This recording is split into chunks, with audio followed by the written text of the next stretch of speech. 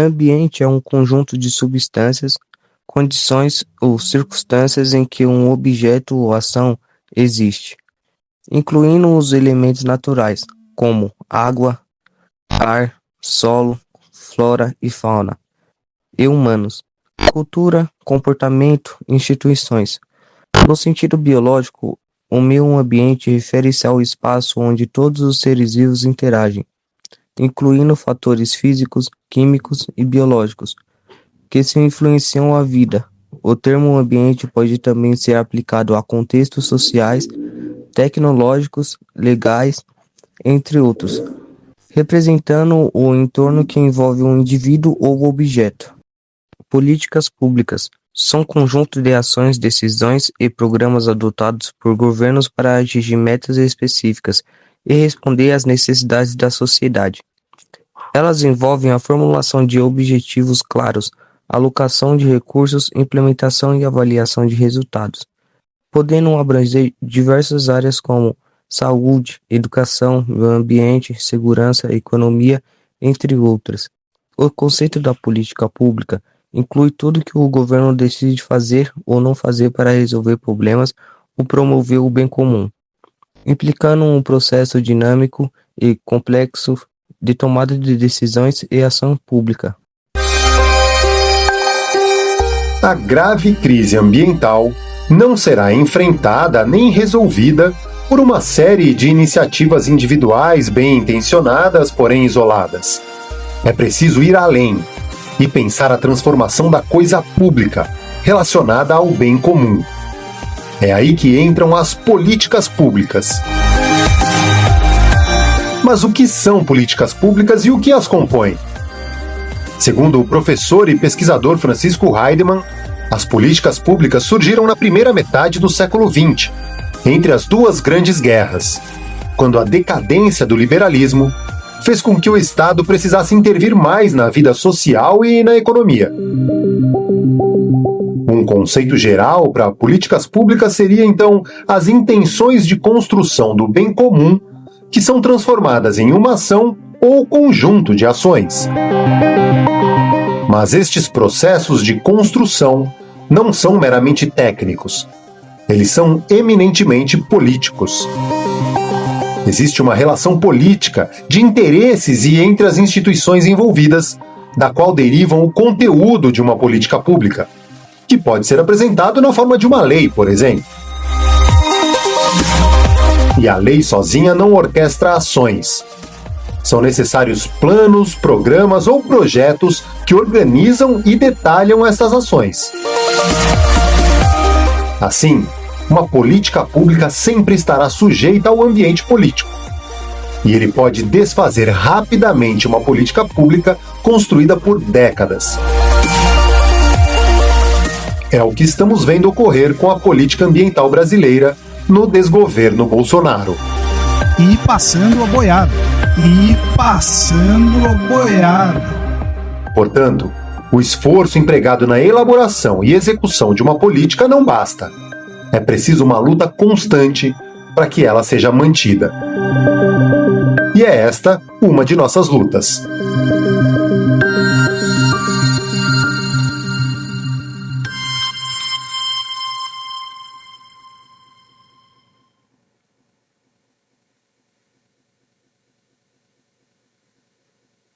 Os principais tipos de ambiente se dividem em 5 categorias distintas, com suas características e distinções específicas. O ambiente natural é o tipo mais conhecido, abrangendo a fauna, a flora, o ar, o solo e recursos naturais essenciais à vida, representando a natureza como um todo. Independente da ação humana, ela inclui elementos bióticos, que são os com vida, e abióticos, que são os sem vida. Ambiente artificial compreende as construções humanas, espaços urbanos e rurais modificados pelo homem, incluindo edifícios, praças, infraestruturas e equipamentos comuns aos cidadãos. É um ambiente moldado pela ação humana. O ambiente cultural refere-se ao patrimônio imaterial de uma sociedade. Não necessariamente ele é físico, mas ele inclui manifestações, podem até ser artísticas, arquitetônicas, arqueológicas, turísticas e culturais, que definem a identidade social de um grupo. Ambiente do trabalho espaços e condições relacionadas às atividades econômicas humanas, como escritórios, fábricas, locais de trabalho ao ar livre, que influenciam a dinâmica laboral e social. Ambiente do patrimônio genético engloba a diversidade biológica em termos genéticos, armazenando informações essenciais para a sobrevivência e adaptação dos seres vivos, importante para a conservação e sustentabilidade. Ambiente natural e modificado. Explicações da professora Angelita Schmidt. Os rios, as montanhas, as plantas e as pedras fazem parte da natureza. O homem aproveita e modifica os lugares da natureza para poder viver neles. Vamos observar um ambiente natural. Aquele ambiente que o homem não interferiu, modificando ele. Por exemplo, uma floresta que não tenha sofrido a ação do homem.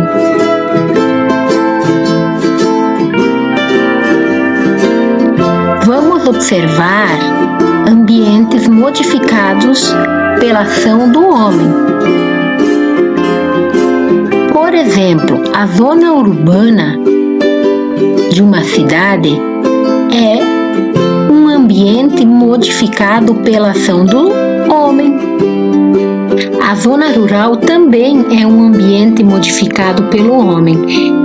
Ele modifica a natureza para cultivar as plantas, para obter o seu sustento e o que sobra comercializar.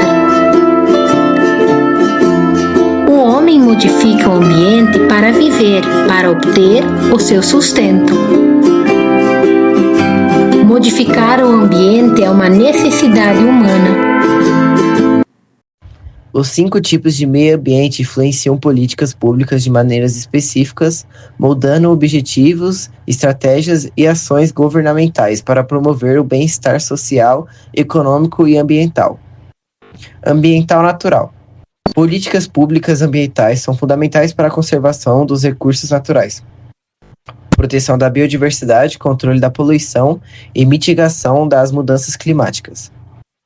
Regulamentações sobre o uso do solo, proteções de áreas verdes e recursos hídricos são exemplos de iniciativas voltadas ao ambiente natural. Ambiente artificial. Políticas urbanísticas de habitação, infraestrutura e desenvolvimento sustentável são elaboradas para planejar e organizar os espaços construídos pelo homem, assegurando qualidade de vida, mobilidade, saneamento básico e manejo de resíduos. Ambiente cultural. As políticas públicas que valorizam o patrimônio cultural buscam preservar manifestações culturais, histórico-artísticas e identitárias, promovendo turismo sustentável, educação patrimonial e incentivo às atividades culturais locais. Ambiente do trabalho. As políticas de saúde e segurança do trabalho, regulação das condições laborais, incentivo à geração de emprego e proteção social atendem às necessidades desse ambiente, melhorando a qualidade de vida dos trabalhadores. Ambiente patrimônio genético. Políticas de conservação da diversidade genética são essenciais para a sustentabilidade agrícola, farmacêutica e ambiental, incluindo proteção de espécies ameaçadas, incentivo à pesquisa genética e regulamentação do uso de recursos biológicos. Em resumo, cada tipo de ambiente direciona a criação de políticas públicas específicas para garantir a sustentabilidade, proteção, desenvolvimento e bem-estar nas distintas dimensões da vida social e natural.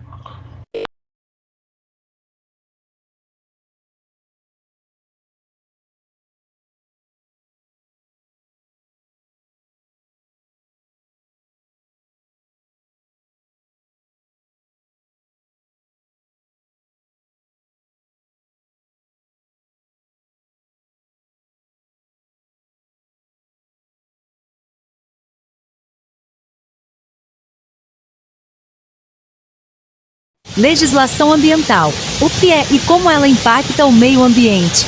O meio ambiente é um tema cada vez mais relevante nos dias atuais.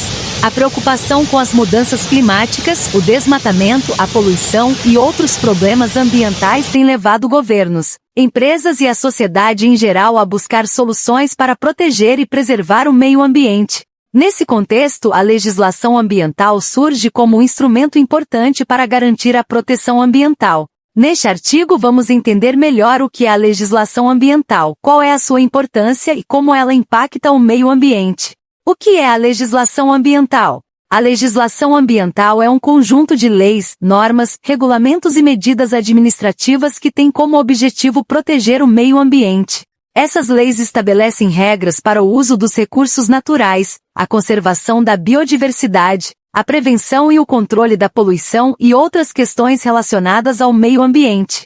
A legislação ambiental pode ser dividida em duas categorias principais: as normas de direito ambiental e as normas setoriais.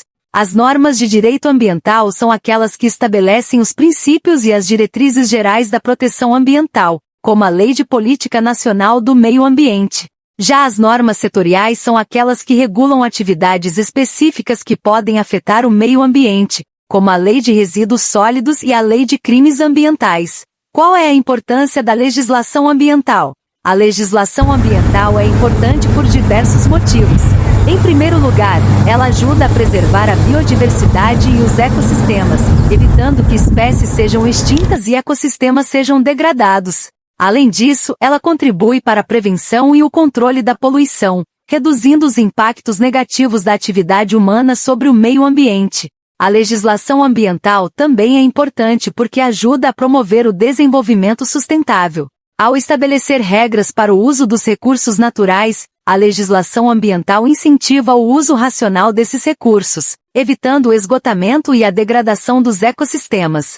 Além disso, ela estimula a adoção de práticas mais sustentáveis por parte das empresas e da sociedade em geral. Como a legislação ambiental impacta o meio ambiente? A legislação ambiental impacta o meio ambiente de diversas maneiras. Em primeiro lugar, ela ajuda a garantir a proteção dos recursos naturais, evitando que esses recursos sejam explorados de forma descontrolada e prejudiquem o meio ambiente. A legislação ambiental também incentiva a adoção de práticas mais sustentáveis, seja por parte das empresas, seja por parte da sociedade em geral. Por exemplo, as empresas são obrigadas a adotar medidas para reduzir a sua pegada ambiental, como o uso de tecnologias mais limpas e a redução do consumo de recursos naturais. Já a sociedade pode contribuir para a proteção do meio ambiente por meio de ações simples, como o uso consciente da água e da energia elétrica e a adoção de práticas de reciclagem. Além disso, a legislação ambiental também pode ter impactos econômicos, uma vez que a adoção de práticas mais sustentáveis pode resultar em redução de custos para as empresas e para a sociedade em geral. Por exemplo, o uso de tecnologias mais limpas pode reduzir o consumo de energia e de recursos naturais, resultando em uma economia financeira a longo prazo. Quais são as principais leis e normas da legislação ambiental? No Brasil, existem diversas leis e normas que compõem a legislação ambiental. Algumas das principais são: Lei de Política Nacional do Meio Ambiente, Lei nº 6.938, 81. Estabelece a Política Nacional do Meio Ambiente e cria o Sistema Nacional do Meio Ambiente, SISNAMA, com o objetivo de promover a proteção, a melhoria e a recuperação da qualidade ambiental. Lei de Crimes Ambientais, Lei nº 9.605, 98, define os crimes ambientais e as respectivas penas, além de estabelecer medidas administrativas para a prevenção e o controle da poluição. Lei de Resíduos Sólidos, Lei nº 12.305, 10, estabelece a Política Nacional de Resíduos Sólidos e define regras para a gestão dos resíduos sólidos no país. Código Florestal, Lei nº 12.65112, regulamenta a proteção da vegetação nativa e estabelece regras para o uso e a recuperação de áreas degradadas.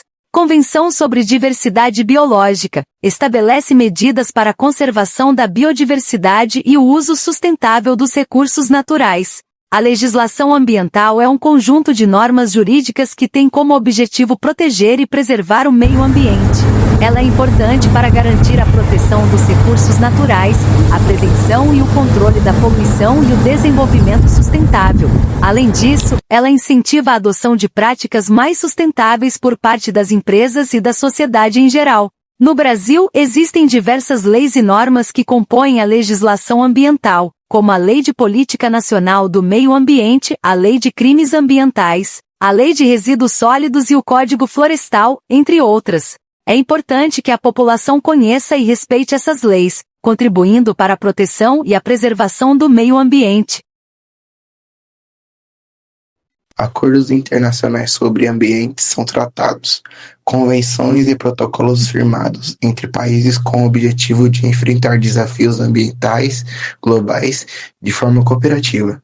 Exemplos importantes: a Convenção Quadro das Nações Unidas sobre a Mudança do Clima, a UNFCCC, o Protocolo de Kyoto, o Protocolo de Montreal e a Convenção sobre a Diversidade Biológica, o CDB, e Acordo de Paris. Esses acordos estabelecem normas, metas e compromissos para a proteção ambiental, a redução das emissões de gases de efeito estufa, conservação da biodiversidade e combate à poluição, promovendo a cooperação internacional entre questões críticas para o planeta. Esses acordos influenciam políticas públicas ao induzir países a adotarem legislações, regulamentos e programas alinhados com os objetivos internacionais, promovendo o desenvolvimento sustentável e a proteção ambiental. Eles servem como guia e pressão para que os governos implementem medidas concretas com o limite de emissões e proteção das espécies ameaçadas, o uso sustentável dos recursos naturais e adaptação às mudanças climáticas.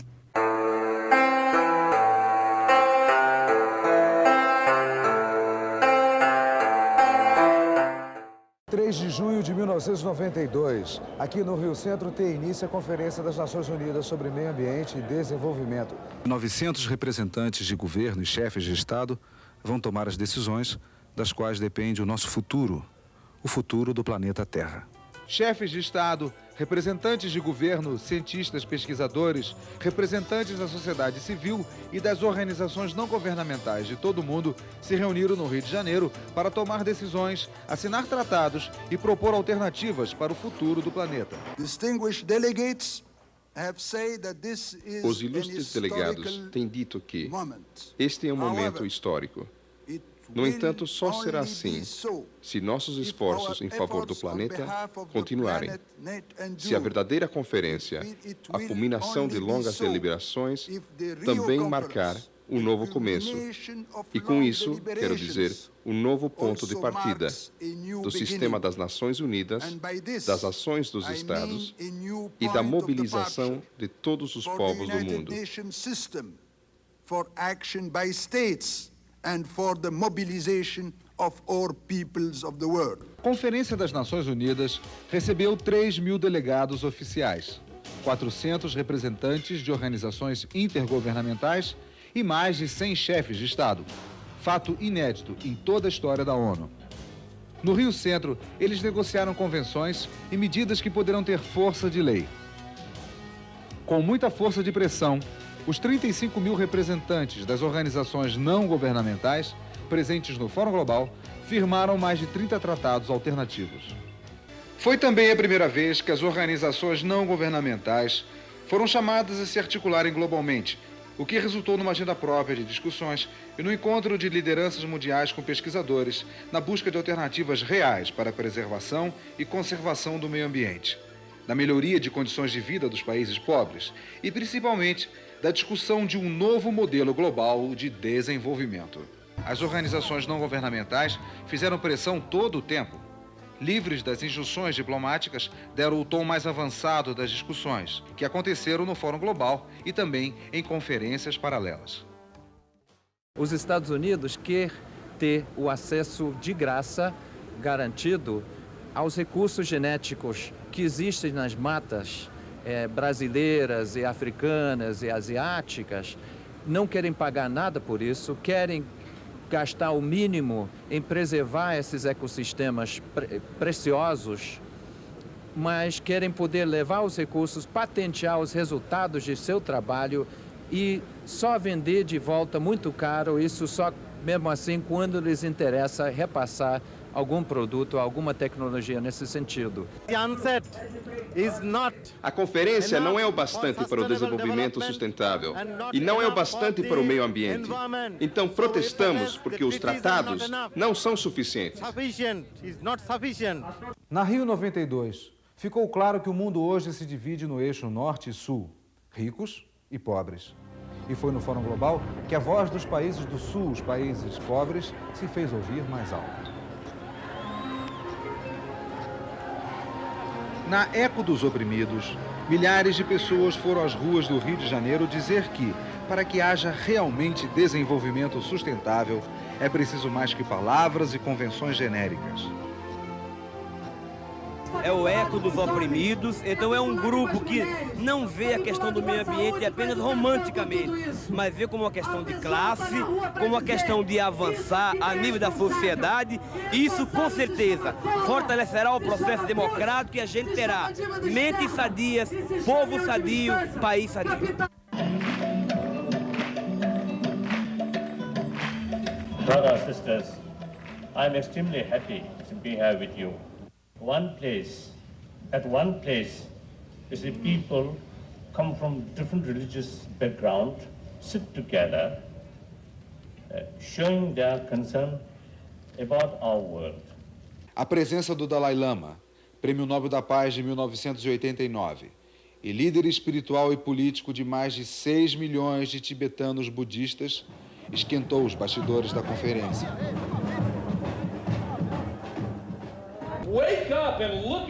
Acorde e tente enxergar o fato de que um ser humano no mundo industrial é responsável por 20 a 30 vezes mais impacto ambiental do que um ser humano nos países em desenvolvimento.